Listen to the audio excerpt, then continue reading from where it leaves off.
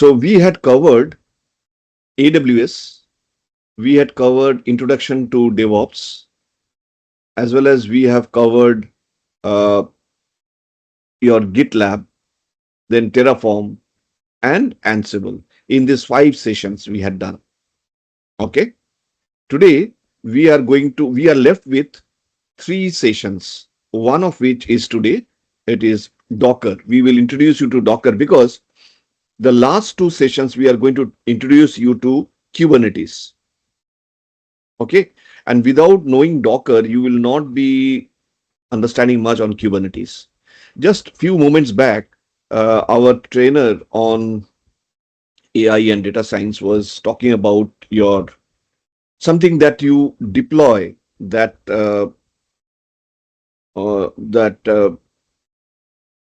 that file which is of huge size. Okay, the build file of Python, and that you have to deploy it over onto Kubernetes. So how do you package it within as an image, right? That is the main hurdle, because you have done a nice little program on Python, and you have done a lot of sort of AI and plugged in all those various utilities, Python libraries. But then you have to put that into and you have to compile that as an image, because without an image you will not be able to segregate the or isolate the environment from the host. So if you cannot do that, then what will happen is, so that Python was having a development environment, and there were some dependencies that was like the libraries or this and that. So now if I have to carry on the dependencies onto a separate platform, then there starts the problem. So what I have to do, I have to segregate out those dependencies. I have to make this very loosely coupled. It should not have any dependency on the environment or the platform. That is the one of the most challenging jobs that you need to, as a DevOps engineer, you will need to have. You will make that into an image, make that image almost absolutely environment agnostic or free from the environment dependencies, and deploy it onto any platform of your choice or according to what the architect has asked you to do. And doing so, you will be basically creating a microservice sort of an that container, which is having some independent working environment of its own, and you are deploying it over already a working platform which is on Kubernetes. Okay, so that these are the things that we need to know and understand. So basically, packaging it as an image is our challenge, and for that we need to understand the Docker technology. Let us begin with it. Uh, During this presentation, I will not be able to see whatever you are writing as in form of a chat, as a text, your questions. Please, to help me, please unmute yourself and ask a question directly without any hesitation. Will that be fine?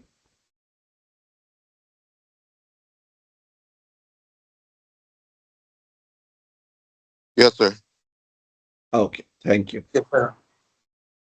Yes, yes. So I will go to let you know what is. There are 2 things, and these 2 things is like uh, during the morning time, you wake up. Why? Because you have to, unless and until you are waking up in the morning or whenever, whatever time you wake up, doesn't matter, you will not be ready for your work, isn't it? So similarly, think of a dependency. A container is a place where you hold that image, that Python application. Any any image is just an application. It may be a Java application, it can be a .NET application, it might be your PHP application, C++ application, or maybe a Python application. Very complicated application, very simple application, enterprise level application, whatever it is, you need to package it.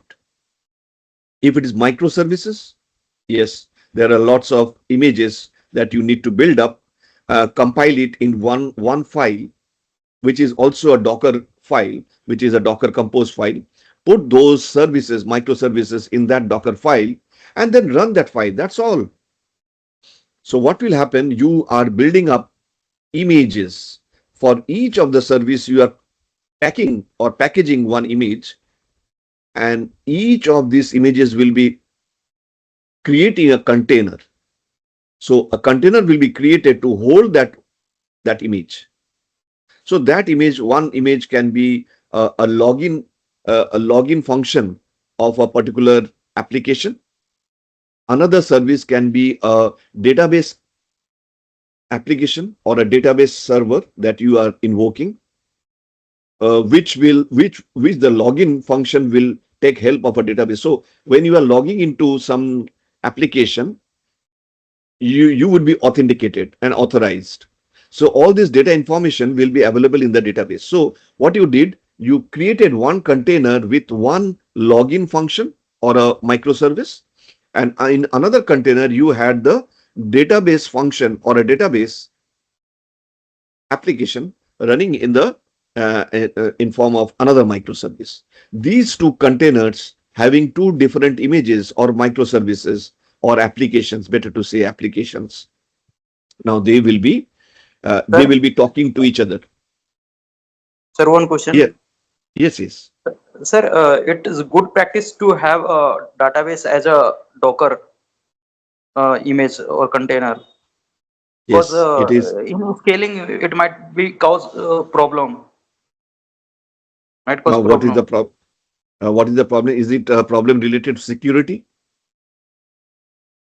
Because a database can have should have no scale, like we have a database like RDS, uh, Yes, exactly, exactly.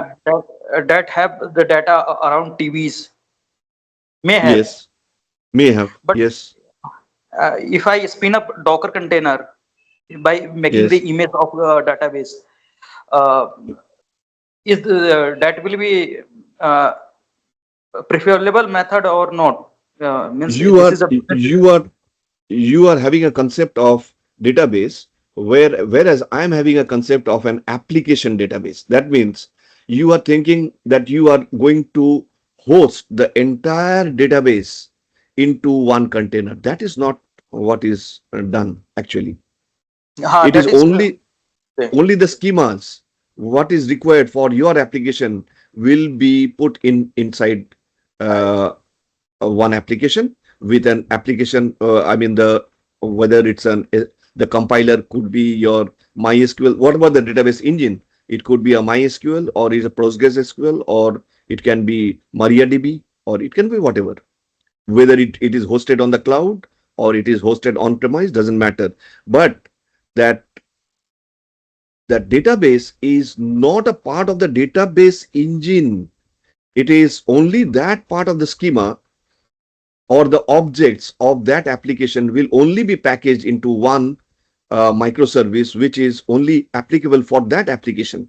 You are not going to put in everything that like the data dictionary, the each and everything. No, not at all. sir. Are you talking about backend code? Vacant code. Backend APIs code. I think. No, So, no. can I jump in, sir? I think Yes, yes, let me yes. just clear his mind because I can see where he's coming from. Yeah, yeah, Sorry, sure. what Mr. Debashish is saying. Remember that when you're dealing with a server, you have an application server and a web server. So let me ask you a question. When you have your server, where should when you're speaking about a Docker container, where is it coming from? Your web server or your application server? As per my understanding, there is a Uh-huh. microservice of all the things, front end and back end, and database are in there in another server like RDS. We have RDS in RDS or Uh-huh. MongoDB. So when you're spinning the Docker container, where is it? Where are those files? Where is that data being backed up from? That is in backend code. Oh man. I know. I think Ms. Devashish, please take over. I thought we were going to be on the same page. I'll Okay. make him understand. Now, what I understand, what he is asking is whether to see segregation, isolation. You know, ACID properties of a database. If I may ask you, you may not know, but you see, any database application should have this ACID properties. Yes. Yes. So isolation is one of the most important part of that ACID properties. Okay. So what you do, it depends on your architect, on your database architect, whether you would like to keep it totally as a separate your application which is running in an image as an image in a container can access directly your cloud RDS. Okay. Mm. That is also a possibility. So there you are doing the replication and you are keeping this. But in this modern way of uh, doing some application isolation and segregation for availability and all the stuff is you break down your database into several smaller modules. Okay, and one of those modules could be your database to handle the login logic.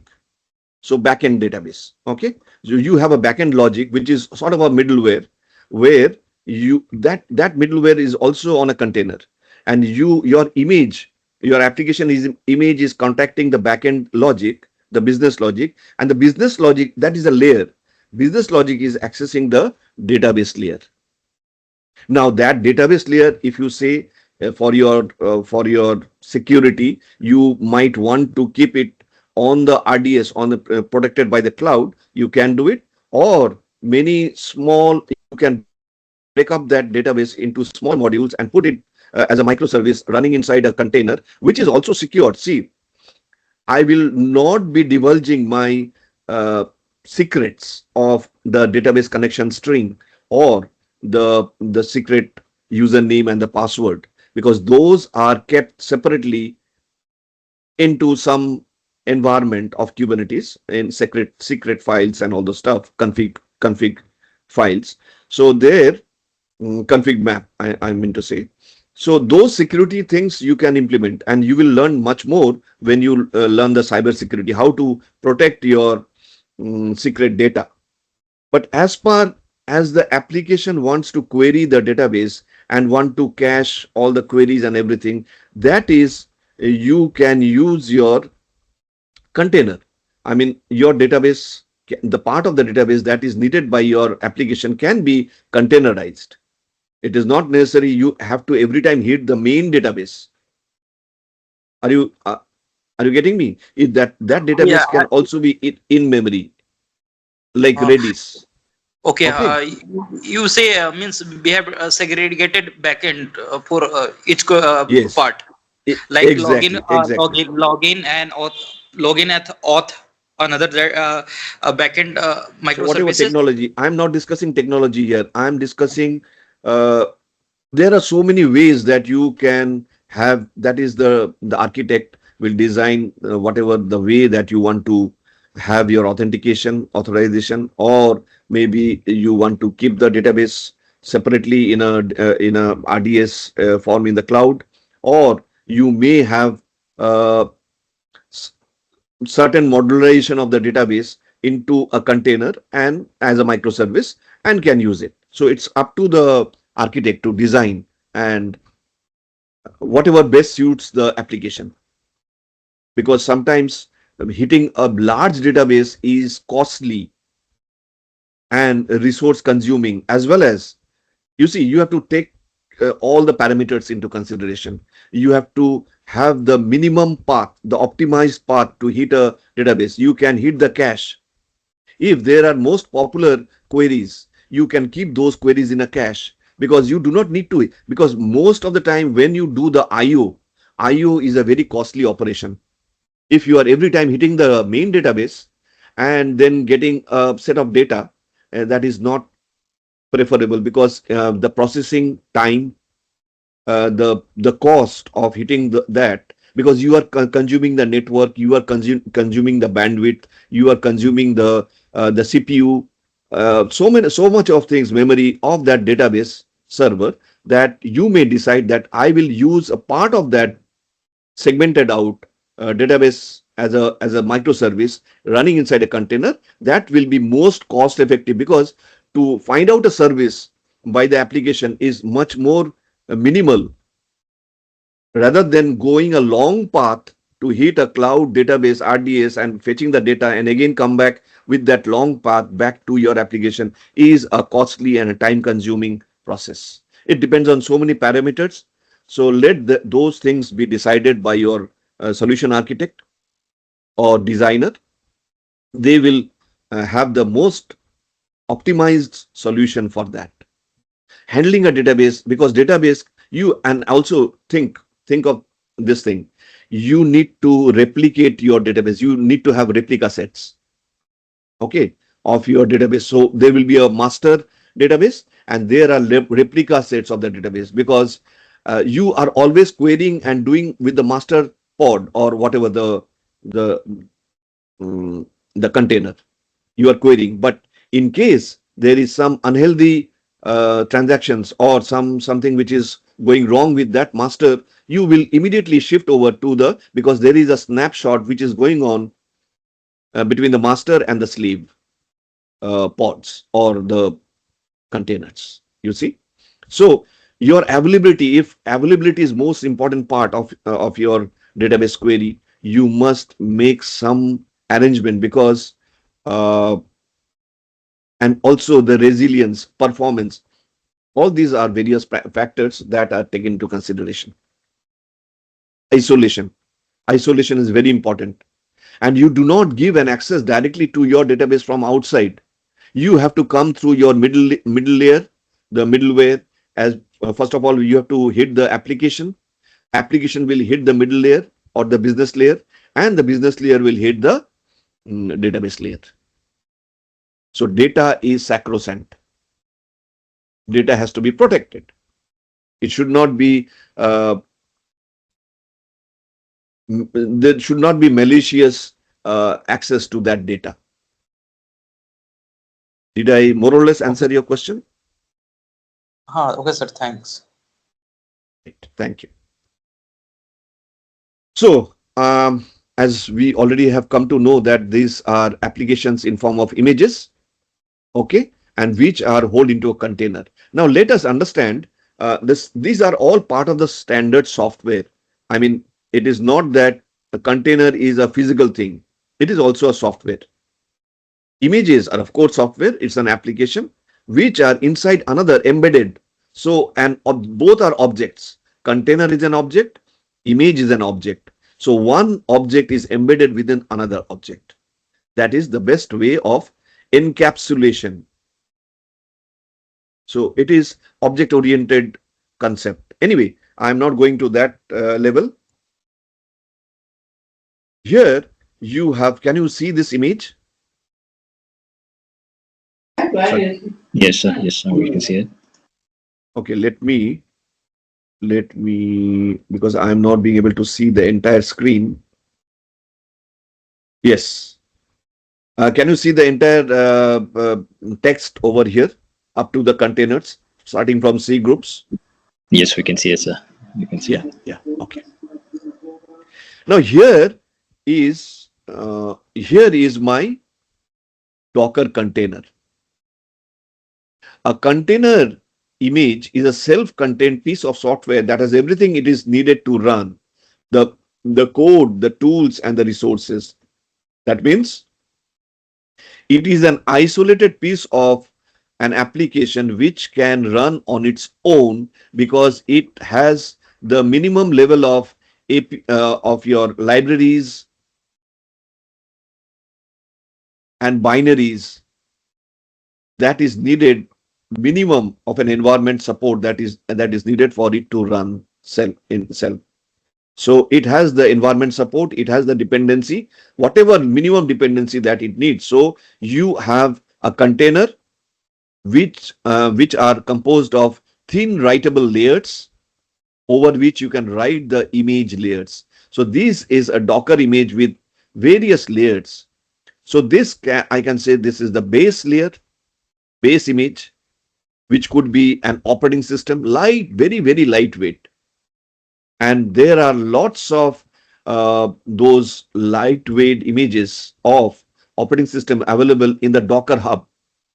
Docker Hub is a repository, is a registry from the official Docker registry. That means from official Docker page. So there they have lots of images of operating system. You name it. You have Red Hat, but lightweight Red Hat. You have Ubuntu, but lightweight Ubuntu. You have Alpine, you have BusyBox, you have Windows, you have Mac, but all very, very lightweight. If the original host operating system like Ubuntu is of size 1 GB, I'm taking for an example.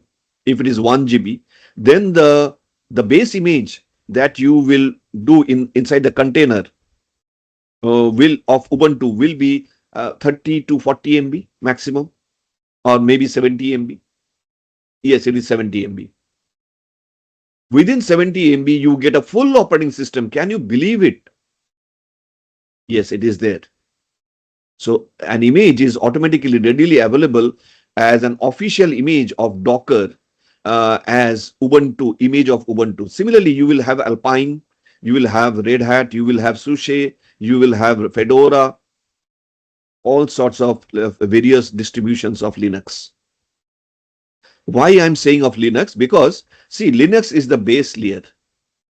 On top of it, you can install your other images or whatever softwares that you want to install. You may be installing a web application, let's say Apache or Nginx or Tomcat. Okay. On top of Tomcat, you may install Java the compiler. Okay, so you can get inside that container.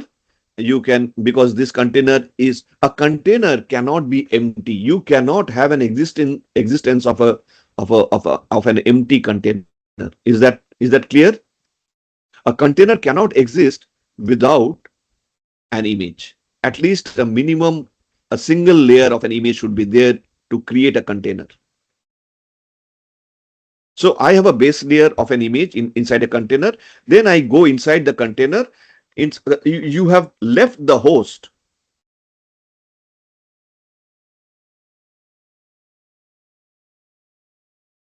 So let me say that this is your host.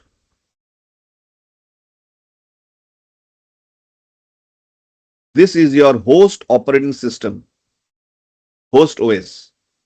And in this environment of the server, you have created your container. So this is your container, right? This is your container. And you have pulled in one Ubuntu image as a base image. Ubuntu is a Linux. Linux is an operating system. And so it is one layer. So that layer is Ubuntu. So your container is created because you have at least one layer of image. So once you decide that you must leave the host, because in this host also there is Ubuntu, but this is the full version of Ubuntu. Full version of Ubuntu. It may be of 1 GB, whereas this Ubuntu is of 70 MB, which is called a light version, a lightweight Ubuntu. Okay. Now, once you have done this, you want to decide you must leave this host and get inside, you get inside this, you say exec. You want to go inside. So there are Docker CLI commands. Docker CLI commands with which you will be able to work with the Docker engine. So with the help of the exec command of Docker, you get inside the container and then you install, let's say this second layer is you have installed Tomcat, which is a web server. And on top of, so you have added one more layer. The more and more you install, for each installation, you will add one more layer. So on top of this, you have installed, because you are inside the container, you can run all the Linux command for the package manager, APT. APT is the package manager for Ubuntu. So like you have Chocolatey. What is Chocolatey? Do anybody know? I think it's a package manager in Windows. Yes, fantastic. This is a PowerShell, a Windows PowerShell package manager. Here also, this is a Ubuntu Linux package manager, PM. This is PowerShell PM or Windows PM. Similarly, for Mac, you have, what is that? For Mac, you have a package manager as well. Anybody? Through which you will install your software or whatever packages that you want to install. So just think of it and let me know. For Mac, what is that? You can immediately go to internet and can find out. Okay. But whatever it is, I am not discussing about those. Let us say that with the app package manager of Ubuntu, I was being able to install Tomcat. Now I am being able to install Java as a compiler. So did I add one more layer? And then with the help of, some Docker command, I was able to copy the source code, the Java source code, what my developer has source code, SRC, code. So there can be hundreds of Java files that they have developed in form of, they have put that in the target folder, and I will pick up because they have put them in where? Can anybody tell me where they have put, where the developers have put their code in, where they have checked in their code? Some source control software, which can be GitHub, or it can be Bitbucket,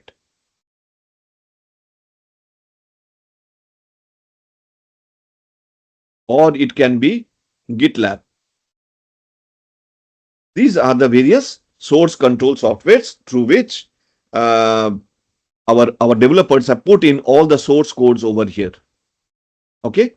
And now you are accessing the GitHub to pull them inside, or some technology of Docker will help you to copy all these things, clone or fork. There are so many things, fork or clone. Pull. Why I'm discussing this? Because you have to know in and out of what you are doing. You must know. You must not do anything which is mechanical. You will clone it and get all these things somehow inside the container on top of this layer, on top of this layer, on top of Java layer. So what are you having now this is one image. I will not say these are 4 images. No. You have added, once you have copied the Java source code, that is also part of extraction, right? So that will also be a layer. So how many layers of images do you have in this particular container, if I may ask you? They are 4 layers, 4. but there is only one image.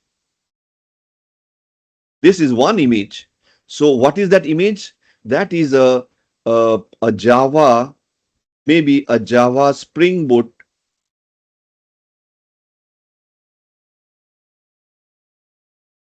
application, right? So can I With, say that this is with one, sir, just with 1 minute, minimum with this also have the operating system, na image. just 1 minute. Yeah, I'll just,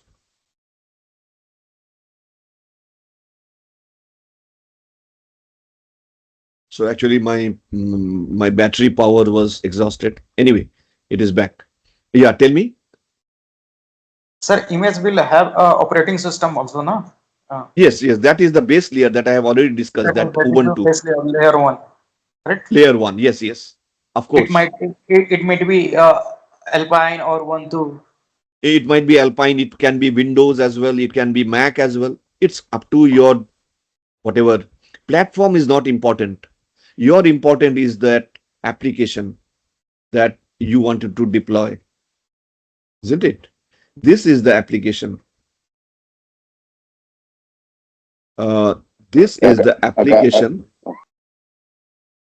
that is more important. So you are saying that you are running inside this container a Java application, Java Spring Boot application. This is what you want to run, because a container, when you have containerized it, you can run it. What else can you do?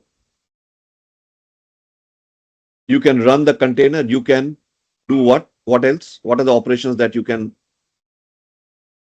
do? You can stop it, stop the container. You can start the container. And what else? delete. Delete. Delete, Correct. terminate. So all these 4 basic operations that is needed, stop or shut down.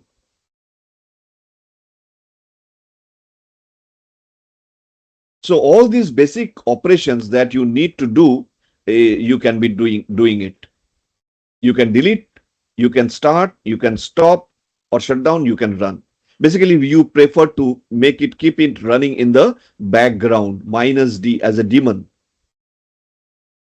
So it would be running in the background. Nobody can remove it unless and until you, as an administrator, as a DevOps engineer, you might be, because you are an admin. Your role is an admin when it comes to your domain. What is your domain? Your domain is DevOps. So a developer will be in touch with you because they wanted to deploy this. They have developed this Java Spring Boot application, but they do not know the further step, how to get it deployed. So a developer will also try to learn DevOps. A tester who is going to test that application will also need to know DevOps, testing team, tester, and the operations manager or operations team will also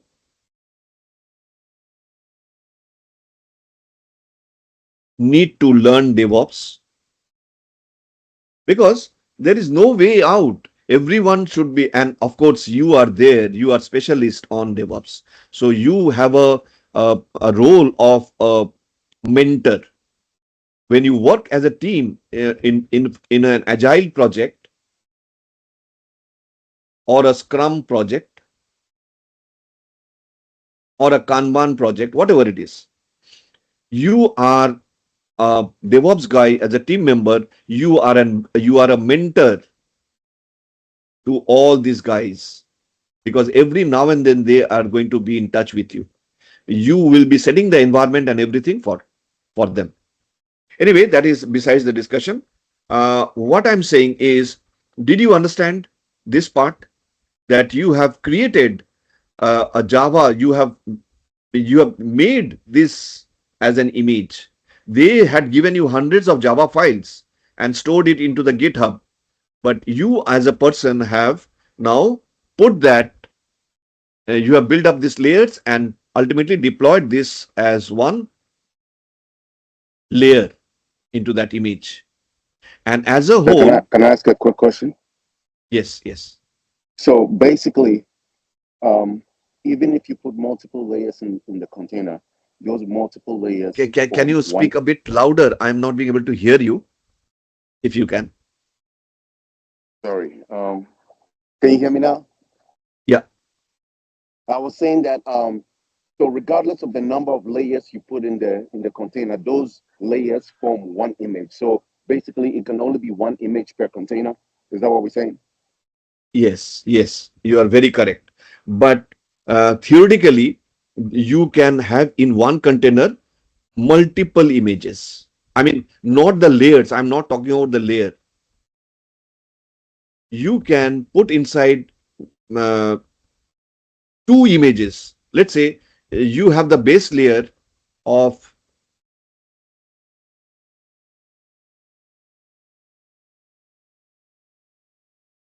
you have the base layer.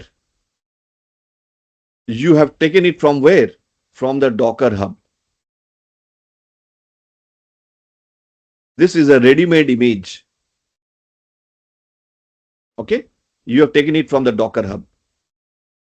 Similarly, another image you can put inside this. So that I will say you have pulled it from the Docker Hub. So I will say that in that container, you have two images. Two images. I'm not talking about layers here. I'm saying image 1 and image 2, not layers. These are two images. This is Sir, one not will be of right. This is not right. Not right means the thumb rule says, and this thumb rule has been given by whom? Your administrator or your architect. The architect will say they will not prefer that one container should only have one image. Maybe the image will have different layers, several layers, but only one image. You cannot have one container having one Java application and one Python application. No, that is not good. You should create another container for that, because to containerize an image is just a cakewalk. It's the easiest job. So why do you have to club in multiple images within one container? No need. It is not a good practice. There is, there is Sonar Cube.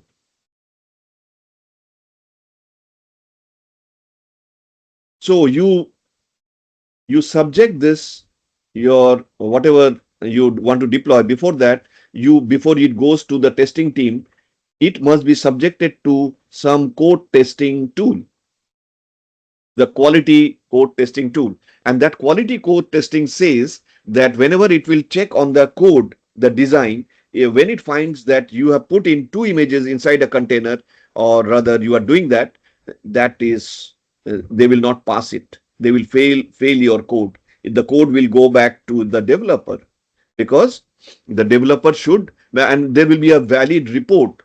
The report will be accompanying with that particular rejection. With that failure, a failure report will go to the developer, and developer will find out, okay, that is the mistake. He will isolate. So that is isolation. Isolation. Okay. So isolation is a very preferred method. Why do you do microservices? Is all because of this. They have to be loosely coupled. You should not loosely coupled. So many terms are coming up one after the other. But don't worry, I do not need to. I just simply need to know that one container, one image. That is the thumb rule. That's all. This entire part is one image.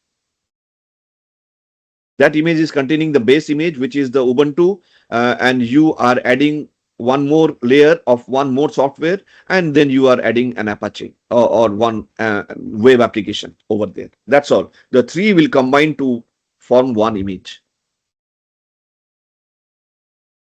Okay, let me remove this, and I will see.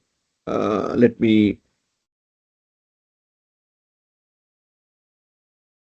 So it is very simple to have one image put into multiple containers. You can have that technology. That technology is absolutely fine. I'm saying here, you put your Docker image into multiple containers. So same image can reside into different containers. That is a big advantage. So you are saying you are replicating these three containers are having the same application or same image. So if one goes down, there are other two. And in Kubernetes, you will have a provision that if you have a desired state of three containers replica set, then if one goes down, it will be immediately brought up.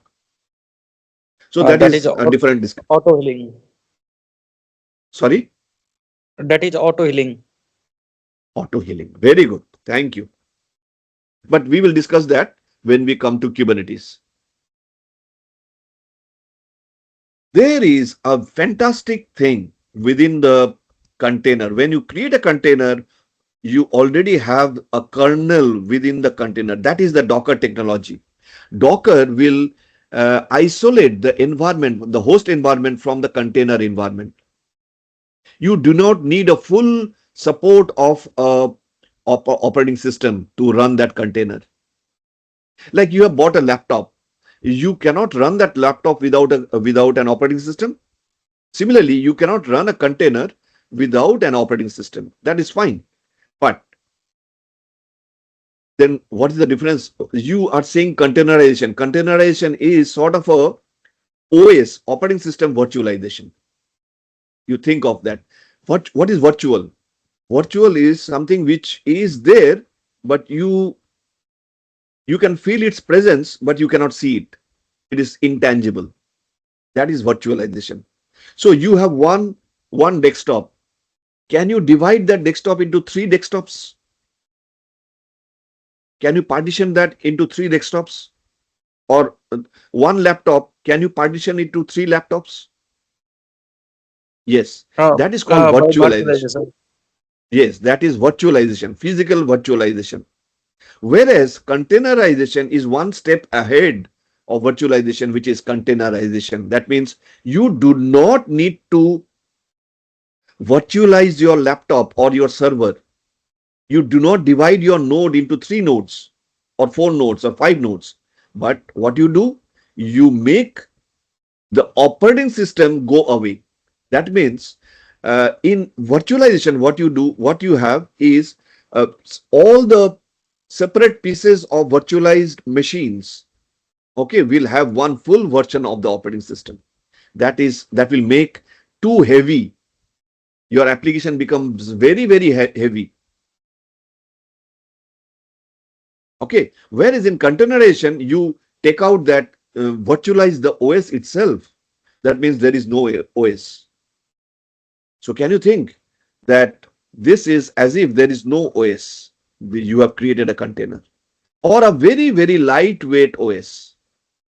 But the main support of an environment will come from the container itself. A container will have a boot FS, the green area that you see, with a kernel, inbuilt kernel, and the C groups and namespaces, the device mapper. So this is a concept of C group. Like if you have worked on Linux, what is the resource manager within the kernel?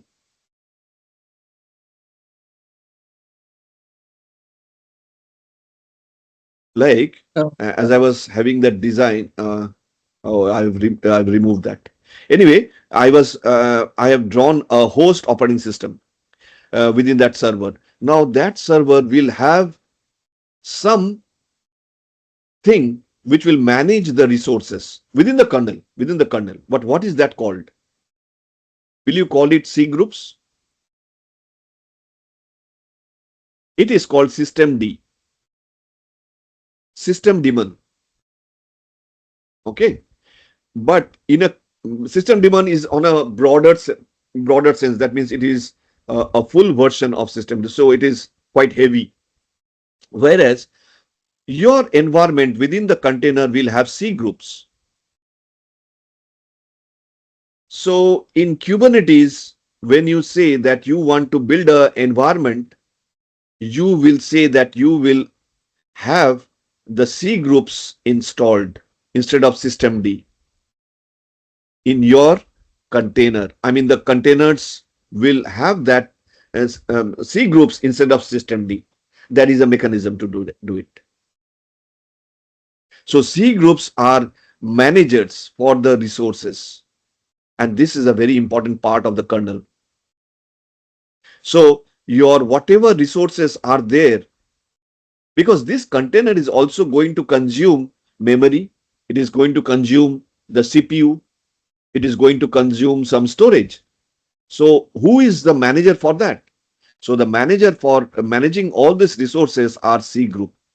It has no connection with the host systemd. Isolation, as I'm again and again saying, you will do a very good part. If you are a developer, you always think of how to modularize, how to loosely couple. That's why microservices came into picture. Why Sir, tightly? Yeah. sir, as per your discussion, can I conclude something? Why not? Sir, you said there is a server. Let's say I have a server. I have Windows 1.2. See, I install Docker Ubuntu is an on operating top of. system. I install Docker on top of that, and on top of that we install uh, we install image of 1.2. No, Right? you don't install. I mean, you will install the Docker engine, of course, because Docker will operate on the host operating system of the server. Okay. Okay. I That will come to Docker. that picture. I will come to that picture. I mean, I have not gone to that slide. Yeah, I will tell you about that architecture. Okay, you carry on. Sir. So all the files, all the resources will be used from the main operating system, like C group No, name server. no, not at all. That is why you isolate. That's why your container is self-running, self-sustainable. It does not depend on the external host environment. That is why you have said that you have virtualized the operating system, as if this container does not need any support of your host operating system. So you can pick up the container and put your image into any other platform. It becomes very, very portable. It's plug and play. You plug and play. So it is an application. You see, otherwise your application is dependent on so many environment parameters, dependent on the host environment. No, if I do that, then there is a lots of dependency. That's why earlier deployments used to be so difficult. Whereas now, when you containerize your entire application, you package it and take that packet out of your environment and plug it into another environment that starts working. So the boots FS will come from where? It is part of the container. As I'm saying, when you create a container, Docker will create this part. This is not an image. This is an environment created by Docker for the container. Each container will have this green part. Okay, understood. Totally understood. Right? This green part will have no dependency on the host operating system. That's what you said, that you have. Sometimes there are containers which are running without an operating system. How are they running? It may happen. You have maybe an web application, just you have downloaded from your Docker hub, and like say Nginx. Nginx, that image that has somebody has developed it and stored it as a Docker official image inside the Docker hub, and it's because it's a public image, so I can download that image, I can pull that image and put that as my base layer. So does that mean that my Nginx web server will not be able to work without an operating system? No, it will work. Followed? Yes, I have not given that base image of Ubuntu or any other Alpine or BusyBox or Red Hat. I have not given any operating system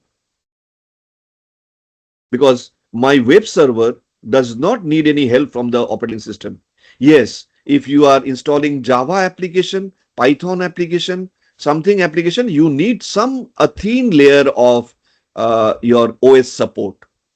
In that case, you will do it. But for running a web application, a web server, you do not need any support of any operating system.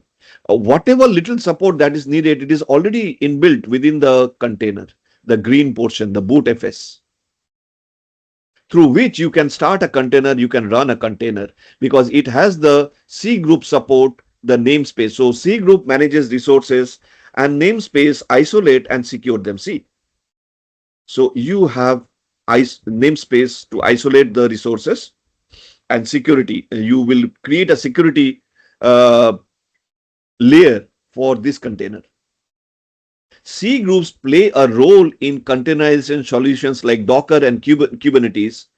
When I will discuss Kubernetes, you will see where they control container resource allocation and ensure isolation from the host and other containers. So this container is totally sustainable. It can run on its own. It does not have to depend on the other containers or on the host operating system. Is that portion clear?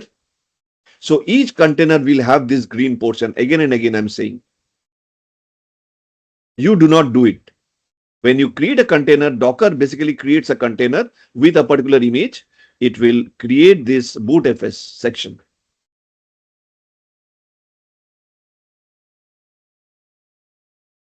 Clear, sir.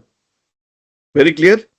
I don't have to think of, you must be knowing this virtualization versus containerization. So on the host operating system, you will install a Microsoft hypervisor or Oracle. There are so many types of hypervisor already available in the market. You can do it, and then you are partitioning your hardware. Hardware means it can be a desktop, it can be a server, but can you see, for each of this partition there is an OS on top of which you will install your application. It can be a Java application, it can be a Python application, it can be a .NET application, whatever it is, it will be supported by the full version of the OS. So the application becomes too heavy. Now think of this architecture. This is the hardware. This is the base, that is the host operating system. On top of that, you will install, instead of hypervisor, you are installing a container engine, which is Docker. And can you see, are there any operating system? No. The binaries and the libraries, the minimum amount which is needed by the application will be decided by the application, and that binaries and libraries will be only installed. There is no operating system. It does not need. This is one container, another container, another container. They are separate. They do not have any support, or they do not need any support from the host operating system, because it has a kernel support within itself, created by, see, this is an OS level virtualization. So you have virtualized the OS itself. Here you have virtualized the hardware part. You have partitioned the hardware, but you have not virtualized the OS, and OS makes your application too heavy. Your application becomes non-portable. You have to run this application within this environment only. You cannot plug and play. You cannot pick this application and port it into another platform. It cannot be. Yeah, you can horizontally scale up, you can vertically scale this, but here, how many applications can you have in that same hardware? If this is a, say, 5 GB hardware, 5 GB, I mean, internal memory, you can at best, if you can think of this is 1 GB application, 2 GB application, 3 GB application, that's all, or 2 GB application. So 2 plus 2 plus 1, if you run all these applications together, your memory is totally 100% occupied because you have 5 GB memory. But you see, this is 70 MB application, this is 40 MB application, this is 50 MB application. It is not more than that, because it does not create, it is not piggybacking the OS, the load of an OS. It doesn't have the liability of an OS. Therefore, what happens is it becomes very light. So how many applications can you port? Hundreds of applications within the 5 GB capacity of the memory. Can you see the beauty of it?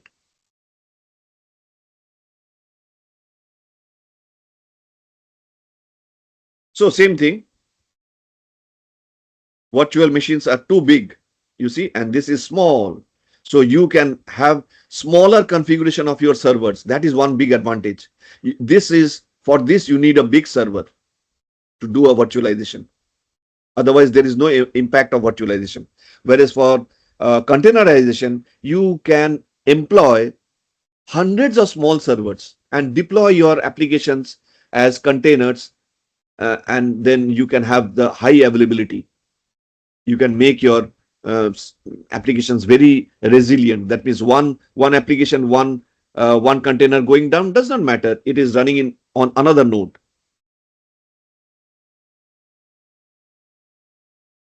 So container images are couple of MBs, whereas virtual machine images are couple of GBs. So size matters. Speed. The containers does not take any time to start or stop or to run.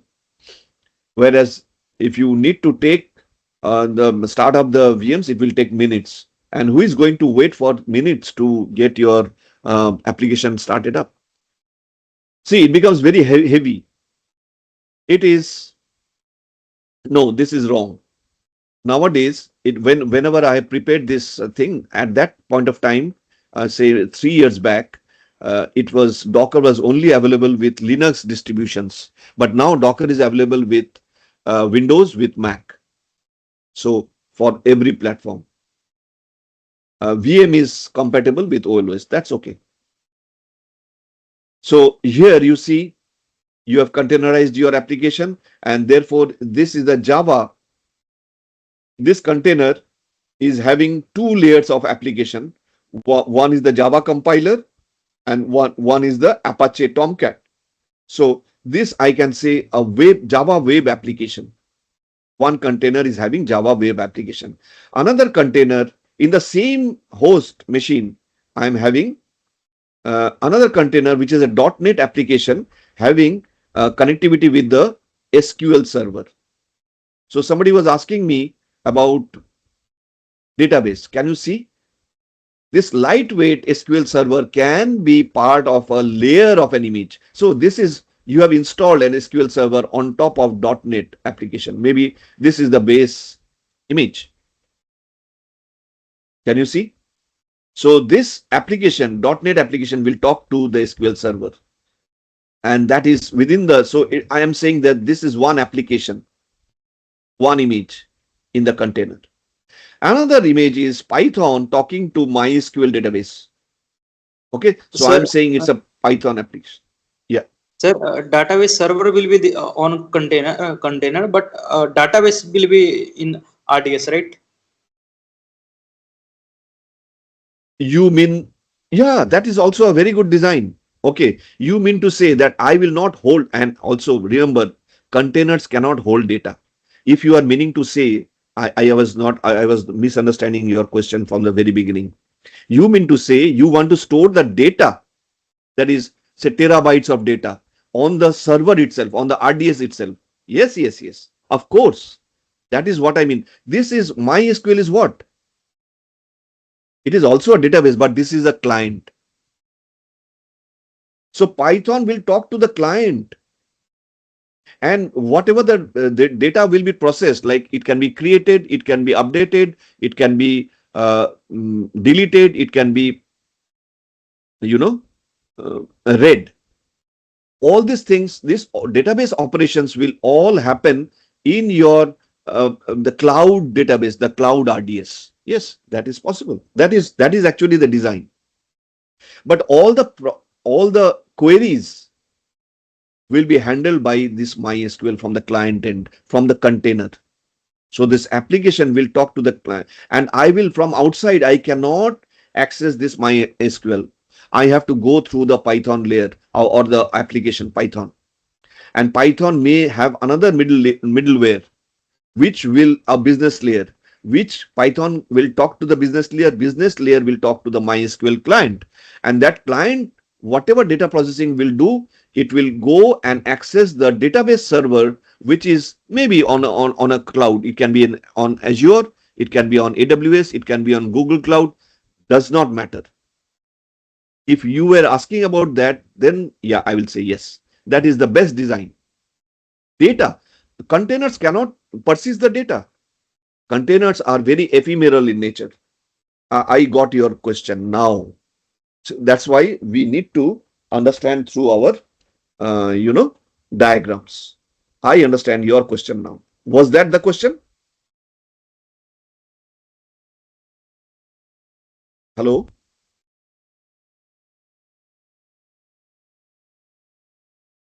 So what you were saying is this, that this is the, sorry.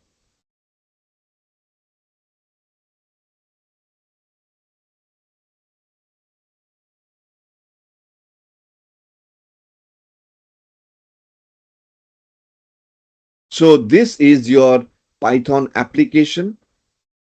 This is your data application, or database application, database client or application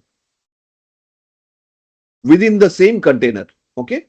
So there is a link between this and this. So this, no, there is no need for link. It can directly, because it is part of that same image. Okay.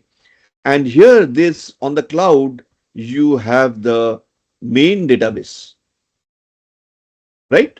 That is what you are saying. That is the RDS. It can be anything. It can be MySQL, it can be MariaDB, it can be PostgreSQL, it can be Oracle, whatever it is, doesn't matter.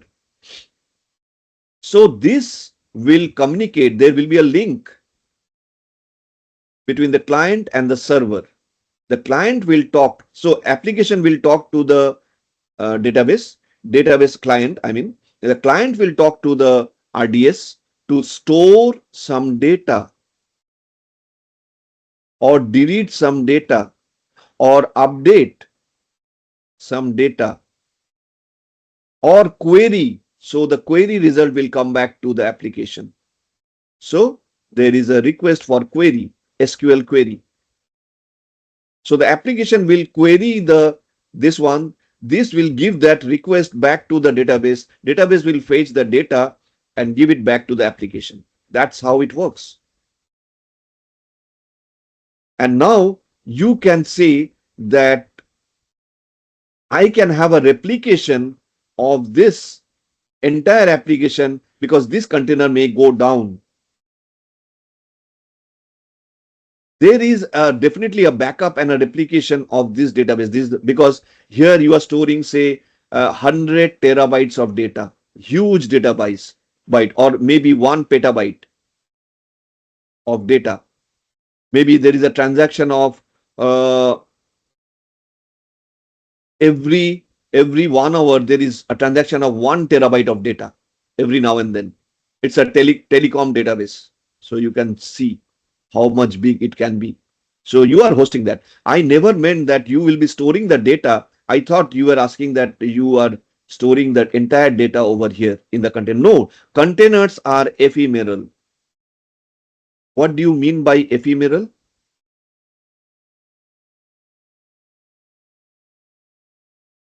Means it can be go down frequently. Yes, yes. Better to say it is non-persistent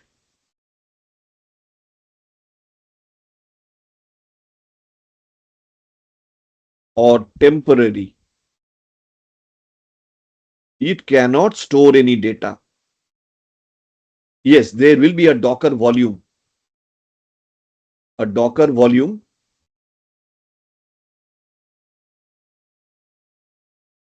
A Docker volume. This is a volume. Docker managed by Docker. Okay. So this volume will be accessed by, say, maybe they can be shared. So that is the advantage. You do not need to attach this volume. Yeah, you can attach this volume to your service. Okay, but this can be shareable. So you can make all the servers or all the containers share the same volume, Docker volume. So if you need to persist any data, you can persist over here. No, okay, understood. Got it? But this, I'm not saying this is not a database. This is not a database of its own. If you have the temporary data or maybe some data which is like storing your secret files or so many things will be there. There can be a lot of need of storing your data, persisting your data, which can be often used by the applications. You can persist it with a shareable volume. But the data that is produced from this application will be always stored in the database. Either it can be on premise or it can be on over the cloud. It can be over AWS. It can be over Azure. It can be over GCP. Okay. Any other question?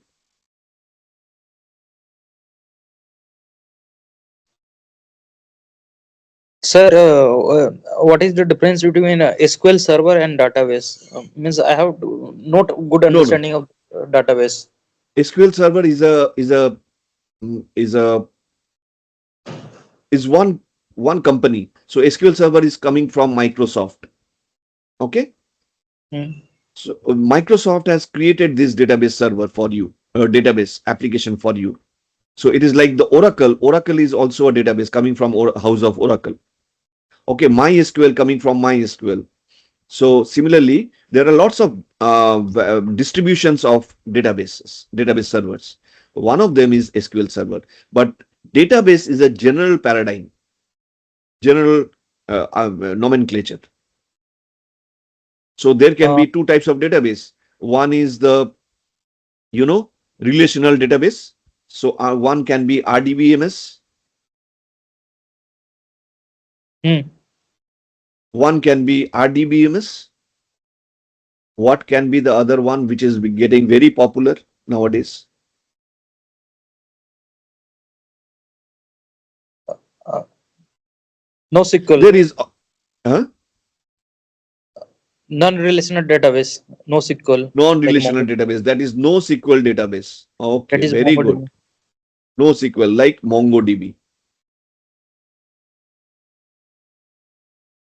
There is another type of database which is meant for keeping unstructured data. And there's for the big data, like your image. Image is a big data. Video is a big data.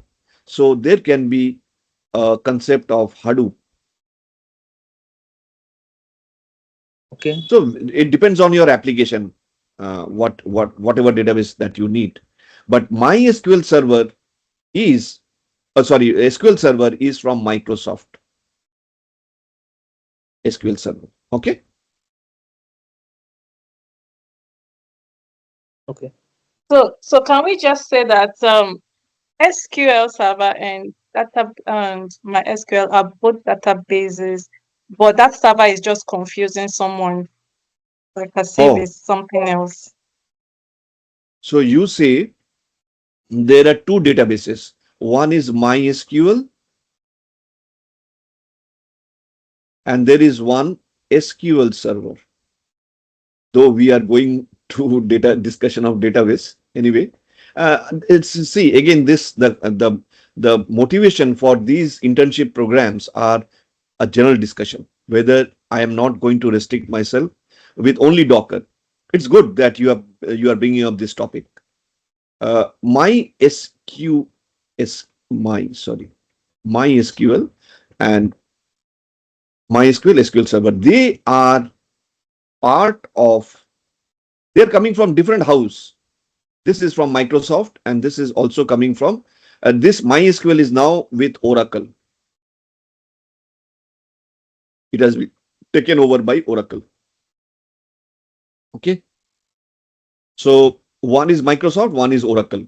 Though Oracle has its own parent database called Oracle. They are all formed as RDBMS.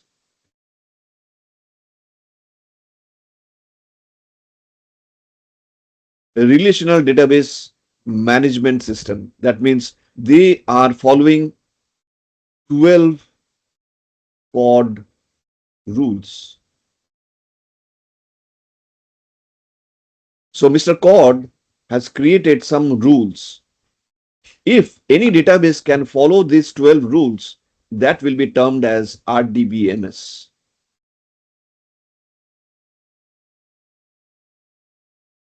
There is, this is the SQL databases. So these are RDBMSs, which is, so don't confuse with MySQL or SQL Server. This is the name of a database server coming from Microsoft, coming from Oracle. That SQL databases means you have a structured schema, either a table or a procedure or a view or a stored object, okay, stored procedures. These are the users. Users are also object, but they are very structured. So a table will be a matrix of rows and columns, having the intersection points, and within that you will have the data. But this is sort of a fixed once you have defined a table. And you can, because it's a structured data, therefore you can query with a structured query language. But in this world, there is not the realm of structured query data. Structured data is getting less and less and less, because whatever we wanted to understand earlier, say let's say 15 or 20 years back, data means always structured data. There will be C structures. Like it's a very like everybody would learn C data structures during engineering days. So it was a very structured type of data. So how will you create an object out of that structure? So all these things are schema based. So you can query it because you know the format of the data beforehand. But there are most of the data are now unstructured. Mr. Devashish, if you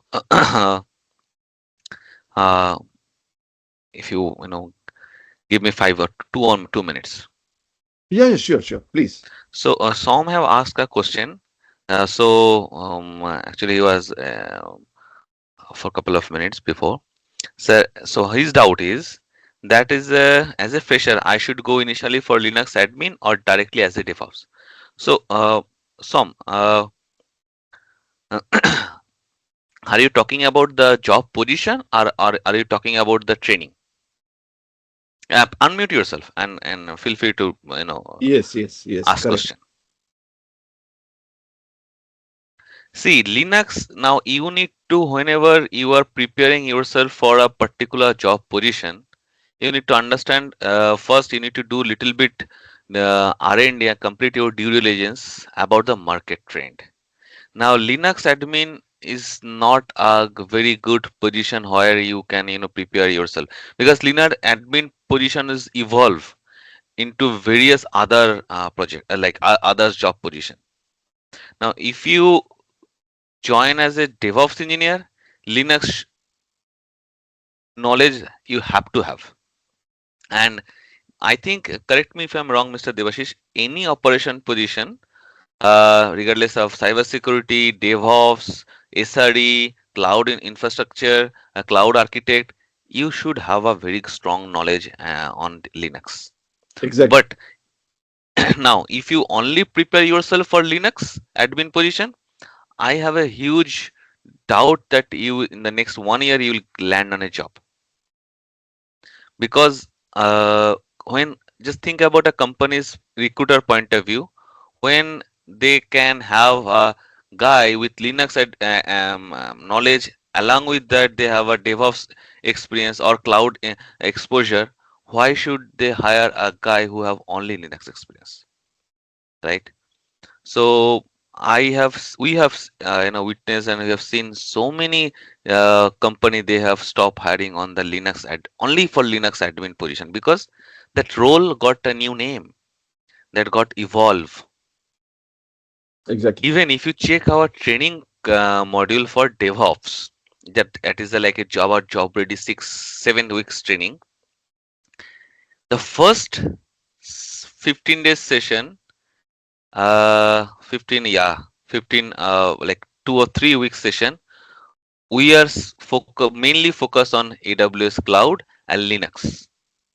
We don't touch any DevOps tools first, I Yeah. think 2 or 3 weeks, because without those knowledge and fundamental base, you cannot go with other domain. You got the answer?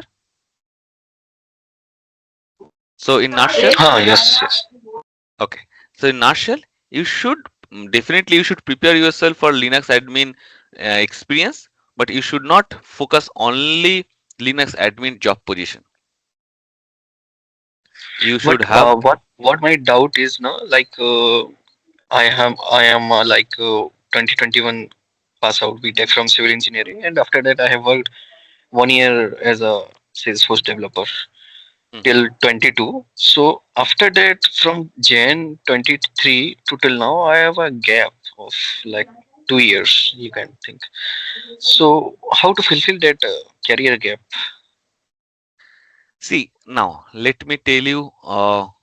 In so you have a point of view as a fresher or employee, or as a job force point of view.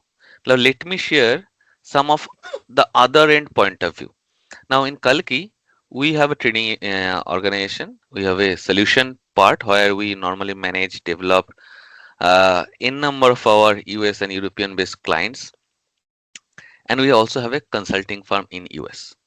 Now while we are hiring people from India and or from US both, it is mostly in US. We don't judge if they have a career gap or not. What is their background? We only try to find, because we don't want to create a very good bench.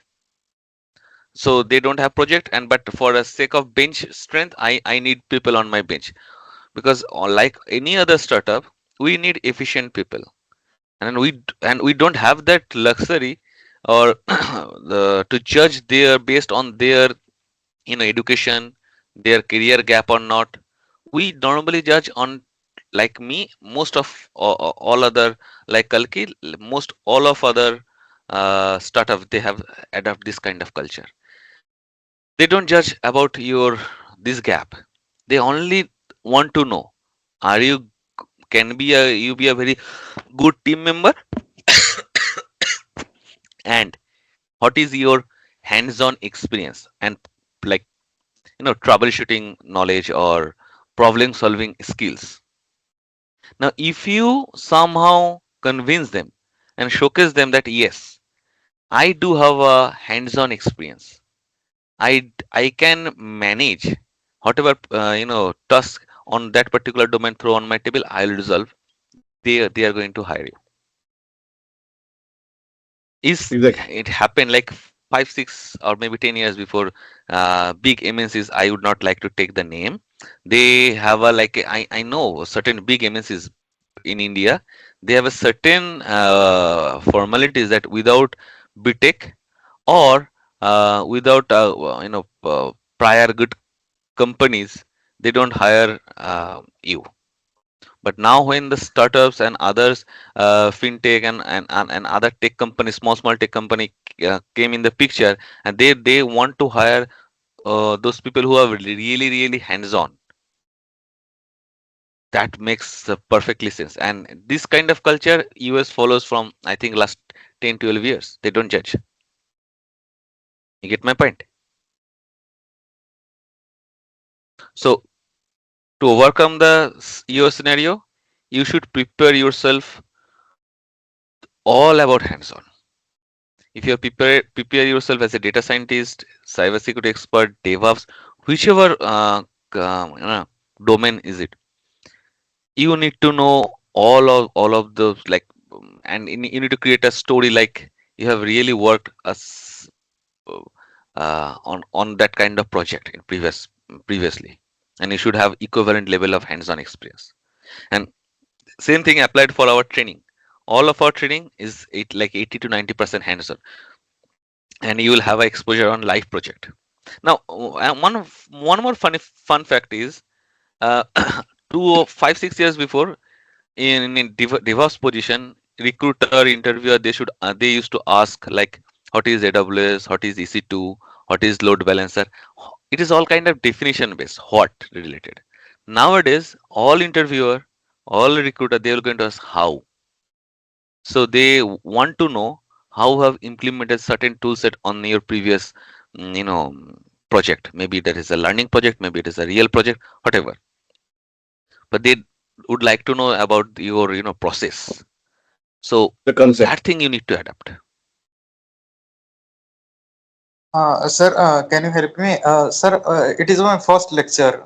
I'm doing my internship in Bangalore in fintech company, right? Hmm. How you will help me to grow? I'm first in. It is my first lecture. I am Okay. doing internship in DevOps and cloud here at See, and the normal internship, the normal terms of internship, here our internship terms is little different. Here we are going to give you a free awareness about that particular domain. If you are already have the domain experience, it will add some more, some more uh, extra over extra knowledge, extra information about that. If you are very new on that domain, it will give a holistic overview of that thing.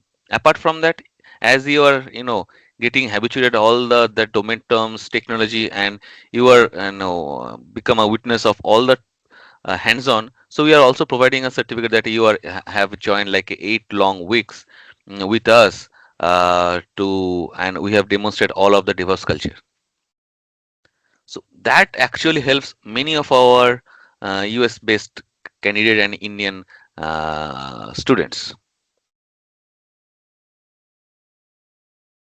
But if you want to become a pro on DevOps or pro on cybersecurity, pro on data science, I don't think this 8 session is good enough to know. Because just think about, in cybersecurity, people or your competitor have done masters, their PhDs on cybersecurity. Now you have to compete with them. How you are going to compete? Because the masters and PhDs in any college in India, in US, even if it is Ivy League, they are lagging of hands-on. They don't have a exposure of live project that you can have. So in the terms of hands-on experience, you can beat them. Exactly. And that is how our students have got so many jobs. And for years it is running. Yeah, Dilip, do you have any other okay. question? Like any, did I answer your question? Sir, means you are just providing training, right? We provide training. We do have a consulting firm, but that is not in India. That is in US. Then we have a good number of clients, vendors, direct recruiter, and we have our own project. Everything is based in US, not in India. So there will, if I have a very good hands-on on the tools like Kubernetes and Docker, Jenkins and Argo CD and AWS infrastructures, Mhm. then there will be a possibility for jobs in US like a remote job. See, in US remote job, even if you are working in a US remote job is, yes, there is a chance, there is a possibility based on the client requirement. But if you want to looking for on-site position, the first But thing you need to for have a a remote job, you need to get a job in India. Who have an I mean, whose project is running in US. So isn't it, Mr. Menon? definitely that is true. The big MNCs can help you. Yeah, we do have a good number of project which is running in US, Canada, Africa, and in uh, EU as well. But our number of project is quite smaller than big MNCs like CTS, TCS, Infosys. They have a bigger market share. So I would not Mhm. like to compare with them. Definitely not. Uh-huh. But if you No, want to one day we get can reach there. definitely, but if you want to get a project real quick for a US job market and a remote position, I think your quickest solution will be MNCs. Okay. But again, after joining the MNCs, it is based on your the resource manager, project manager, and your direct manager that which project you will get. So it is total on your luck. Maybe you will have a domestic project. Maybe you will have a project based on in Asiatic country. So you cannot ask them that, hey, I would like to join MNC because I would like to have a US based project remote, right? Yeah, understood. Like couple of I think last week, we actually in Kalki we have two position for our US project, and that was remote based in India. But I don't know when our next project will pop up. Okay. So I have hands-on experience on the things like Kubernetes, Docker, AWS, EKS cluster, and ECS, and Jenkins, and Argo CD. Hmm. That is a quite lot. I have done 4 months internship there. This company that is a Namaste Credit that is in Bangalore base, and this is working in fintech domain. And Hmm. I have handled UAT and QA of this company entirely by myself. Okay. Uh, Great. so I just joined for just a learning purpose, getting Okay. good knowledge. Makes sense. See, most of the company, those are telling you after doing the training, they are going to place you. That is quite. They can try, but 100% guarantee no one can give. Even in our US based, so in our scenario is we have a training institute based in India, but we have a consulting firm in based in US, and our most of our students they are US citizen. So it is much more easier for us if they are really become a knowledgeable and hands sounds on their hands-on experience to place them in the present job market. Now, do you have 100% success rate? No. Why not? Because all of the students their needs is not same. If I am telling you if I have a 100% success rate, so Kalki have a 100% success rate, that will be a lie, and we don't work on that way. Now think about in US job market there are many people. Some are citizen, some are in visas, some are in OPT CPT, and all of there have like a certain deadlines. Citizen they don't have any deadline, so they are little bit flexible. They don't have that kind of hunger. But those people are in OPT CPT on visas, they have to have the job within next 60 days. So they have that kind of thrust or and to know the stuff very quickly. And for them, that their success is astonishing. One of our student, he job a 3 project in a 1 month, and one project he got 190K. But in the same time, those students are in US college, they are citizen. They have little bit room to grow. They have a time to grab the stuff. So they are little slow, not slow in terms of mindset. They have the time. They don't have that um, They are not in a hurry. yeah, do or die kind of situation. But in Indian job market, we don't have exact like a exposure like US job market. So if you're looking for Indian job market, we have only our employees and our team members. We don't do the marketing or stuffing stuff in Indian job market. Okay, understood. So Som, did you got your answer also? But uh, Dilip, one thing, if you have earned that kind of hands-on knowledge on an inform like tech stuff which you have mentioned, that is quite impressive, and don't need to worry. Whatever, if you have done all of those stuff in 4 months, I think you are very, in the right track, and it is just a matter of time you'll get your job. No, they are converting in full time. Me here only. So that is a good, right? We are just Yes. exploring other opportunity, remote opportunity we might get. So it's my advice. Maybe it is good, bad. It is my personal advice. In any job market in tech field, experience matters.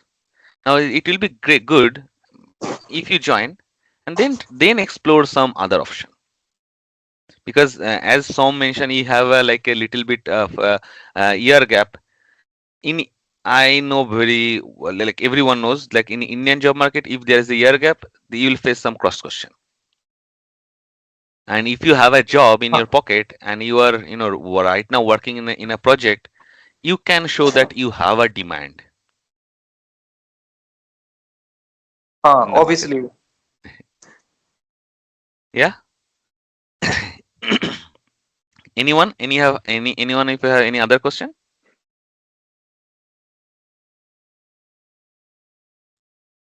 I have a question regarding what will be the course duration because I had joined first time in this.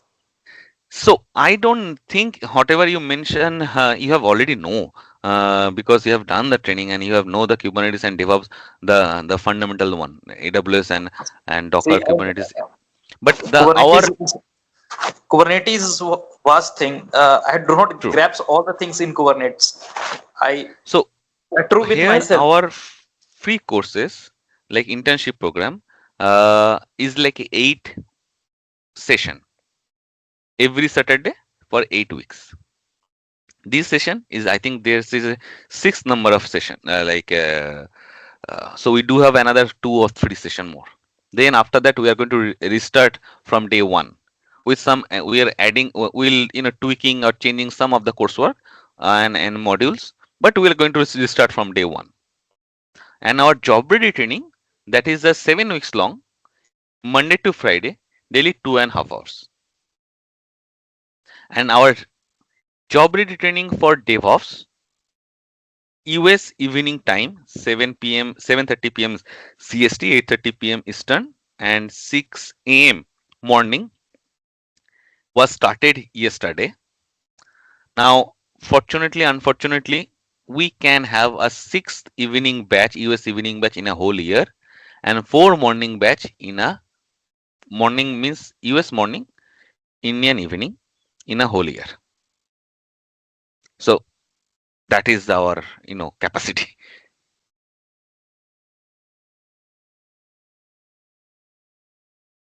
But if you want to join, you can continue this other 2 session with this like next 2 weekend, next 2 Saturday. Then after maybe 1 week break, we'll restart our DevOps session again. And what about the previous recording? I cannot hear you properly. Previous recording, I am asking.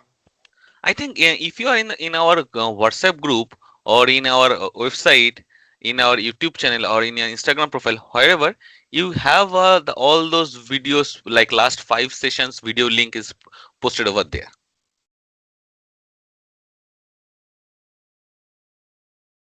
If not, you can ask in our group, in any of our coordinators or any of our students or mentor. They are going to share with that link with you or the playlist with you.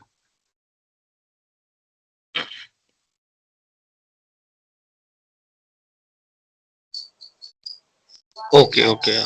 Because I have joined today only, na WhatsApp group, so that's why That's I'm fine. asking. That's fine. Maybe for today it is like we are in the end of the whole batch, so little bit because we start from very small, start with Linux, important of DevOps, what is the market share, why you should choose your DevOps as your career goal, what is the benefit. Then we move from Linux, AWS, Ansible, Terraform, GitLab, Docker, and then Kubernetes. So it is like a whole series. Though we have a like 2 hours for every session, and we have a very uh, uh, kind of little availability or flexibility to demonstrate everything in 2 hours, but we actually we wants to give a high level overview. Whoever wants to choose their career on DevOps or wants to grab some knowledge on DevOps. Now meanwhile, if you have any cross question, you can ask. Like if you are an expert and you are right now working in that particular field, still you are facing some issues, you can join and you can ask the question, right?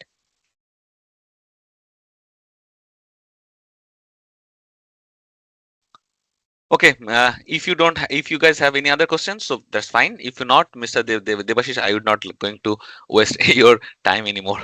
Thank you for giving me this answering Som's question. Okay.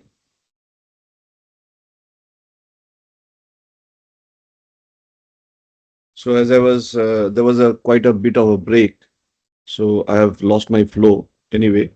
But I was discussing about the unstructured data. So whatever rest, most of the data available in this world is in form of unstructured data. Like you are getting your SMSs. SMS is also a data. You are getting your mails. You are getting one video message. That is also a data, but that is unstructured data. Okay, those are not those can be either big data or it can be your no SQL data, which does not follow any schema, any structure. Is that clear? So let me go ahead.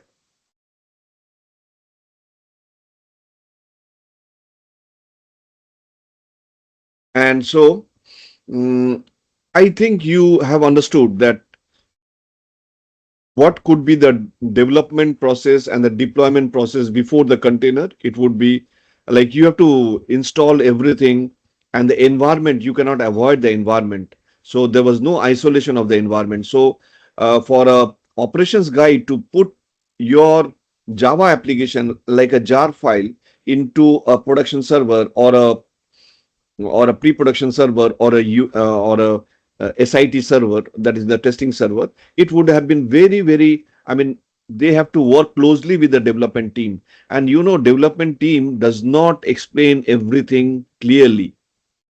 There is a human tendency that they don't want to share their knowledge with the operations guy.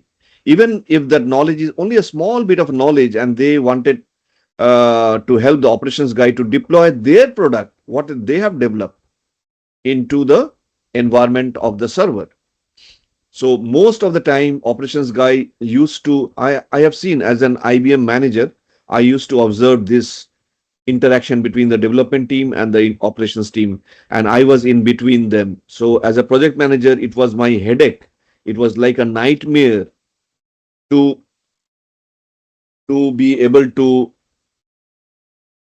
bring out some truths between the development team. They are always at a warring, nature. They were always firefighting with each other. Basically, a simple job can take days because it was not very structured, and it was not very to deploy their part of the code along with the environment into and feed that into the environment of a server. Okay, but containerization has taken out as we have discussed earlier, the environment issue is the main issue for a deployment activity.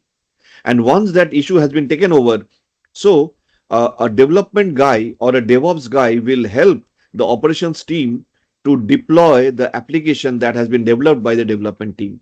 Why?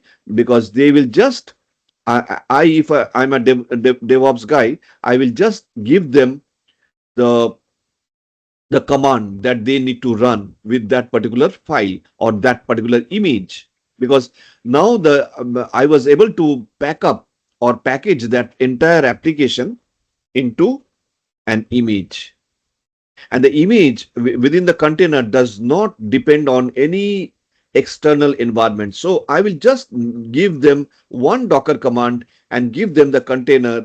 That's all. They will just deploy it over their environment. No need of any extra additional configurational issues. Yes, I have to install Docker on their server. That is one thing that I will not let, or I can let them, I can give them a document how to install Docker on their server. That's all. And I will give that command. What is the Docker command that they will need to run on this file? That's all. The deployment is done.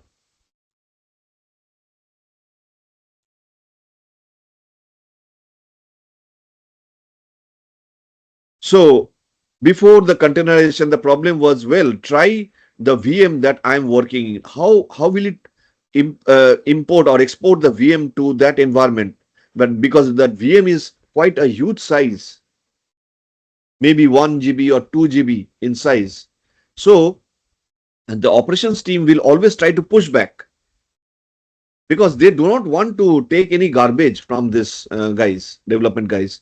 They do not want to disturb the running environment. You see, every time there's a human tendency that I do not want to take an extra burden where I will have to, end of the day, I have to clean up the shit that has been given by the developer, because I am the owner of that system and I am responsible. I am answerable to my bosses, who are also answerable to the client.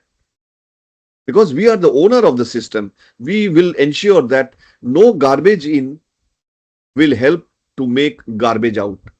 So I will not accept anything without proper testing and with a proper environment compatibility. Okay. So that is how the things used to work.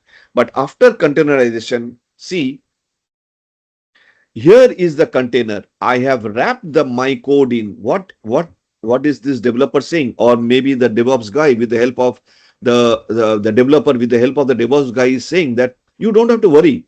I am now giving you only a 30 MB application image. And they were very happy because a 30 MB can be easily ported. Awesome, your code just works fine. The operations or the testing team. With containers, all the environment issues were resolved. That is the bottom line. The developer could easily wrap their code in a lightweight container and pass it on to the operations team. Containers are not resource hungry. They will not interfere with the resource management. They are lightweight and hence portable. They are developer friendly and can be configured through the code, software as a service. So you are delivering software as a service because everything is inbuilt within that code or in that image. Nothing have to be done. It is like a package. That is a microservice, right? No? It can be, yes, it is basically a group of microservices that will be deployed. Yes, The applications are transforming very largely they are transforming. They were a big bang sort of an application with a monolithic application. Monolithic means mono means one and lithic means layer. One layer application. So all the functions, all the modules would be tightly coupled within one application. So if one of the functions goes down, the entire application will go down. That is how it works. It used to be hosted on a big server. So I'm talking about during the period of this millennium, okay, and towards the end of 2023 or 2024, where you are talking about loosely coupled services called microservices. They can be rapidly updated. You do not have to bring the entire application down to rectify a particular piece of microservice. These microservices are hosted on individual containers. So the containers do not depend on anyone else. Containers can talk to each other if required. They can, there is a container network, okay? So they can be easily and reliably traced out and can be serviced. And they can be distributed over small servers. You do not need to build a big server. And therefore, you can host those microservices over the cloud, because cloud is an ideal platform where you want to have a distributed sort of an environment where you do not need to go, because you are saving on the infrastructure by hiring or renting out small servers, because your application do not need a big server to be hired, because more and more powerful your servers become, the more and more you have to dish out some money. More money. No, I do not. I can save my cost in that way as well. So that is, and there is a 12-factor application. That means an application, if they follow this 12-factor application rules, that will be termed as a microservice. It is not very easy to build a microservice, but yes, the development teams are now well knowledgeable how to create microservices. So you are breaking down your main one application layer into several small microservices, independently working microservice.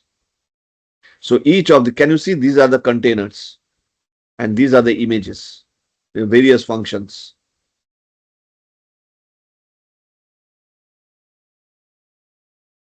So the delivery of an application, when you do this through a pipeline, can be very automated and quick, fast, reliable, and non-interfering.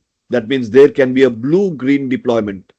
You know, there's a huge important sort of a deployment called blue-green deployment, where you do not disturb the current deployment, let it work, but in the background, you are replacing the old version with a new version without impacting the users. It's a fantastic way. And that is possible because of the technology called containerization. You will go through these slides. The slides are available at our site. So, and also, you see, you will also get this recording. So don't worry.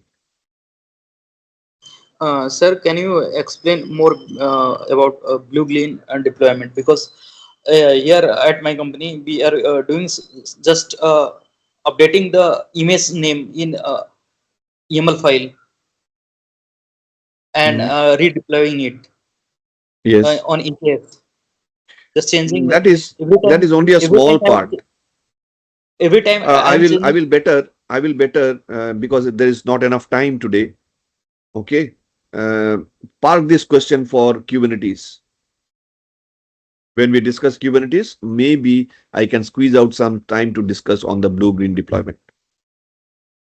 Okay. Is that fine? Rolling updates are the basic funda behind the blue-green deployments. We will consider that.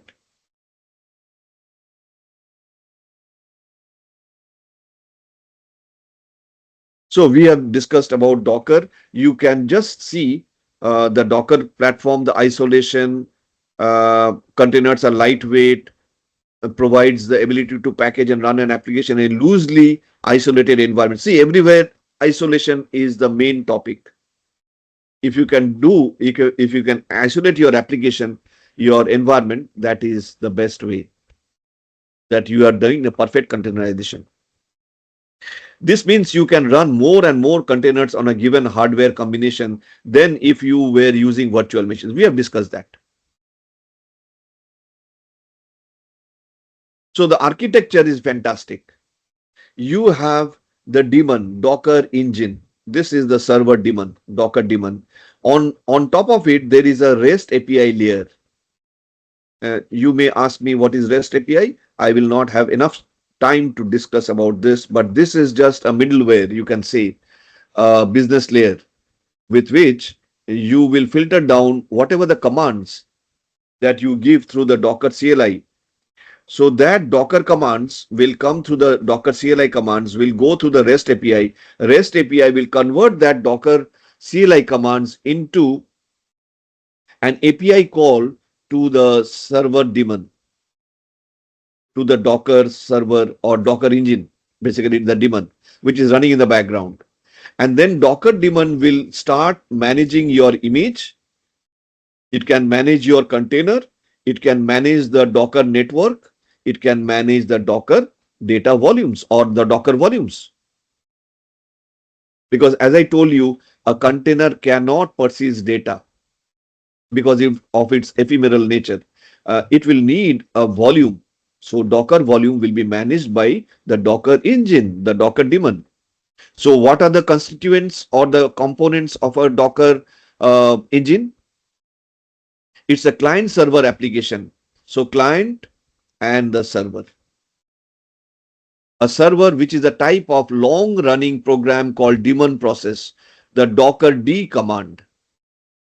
The Docker D is the Docker daemon. The REST API which specifies interfaces which specifies interfaces that programs can use to talk to the daemon and instruct it what to do. So what to do will come from the Docker client as a command, and then it will pass on this command in form of an API call to the Docker daemon. And this command line interface is the topmost layer, CLI. That is called the Docker client. So what are the three parts? The Docker engine, the Docker daemon, the REST API, and the CLI. So you on the client is residing on the server itself. Okay, so you think you are again isolating the three things. The Docker itself you will be installing on the server.